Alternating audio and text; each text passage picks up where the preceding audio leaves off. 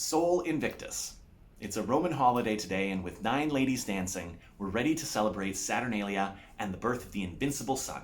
You can greet each other on this day with a hearty Sol Invictus and eat and drink and dance all day long. You can place a sun on top of your tree instead of a star to symbolize the returning sun, now growing ever closer after the solstice. This proved to the ancient Romans that the sun was invincible, and even the harshest winters would eventually melt away, giving birth to the Unconquerable Sun. Saturnalia is a holiday in honor of the Roman God Saturn. And on this day, masters would dine with their slaves, and gambling was allowed, and even free speech was practiced. They believed that Saturn, the Roman god of agriculture, ruled over the earth during a previous era, an era that was plentiful and had no poverty or hunger.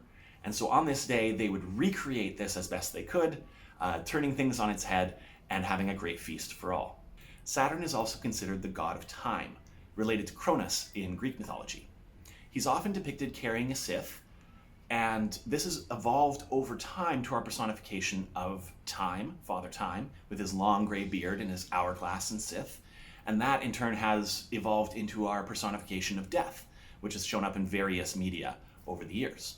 Romans also partake of an interesting dish during Saturnalia.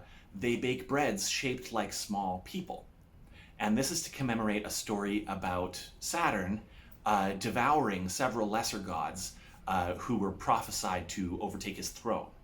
So they commemorate this by eating small people-shaped breads. Now, this may remind you of gingerbread. So if you haven't eaten all of your gingerbread by the 9th day of Christmas, today's the day to gobble up the last of it before it goes stale.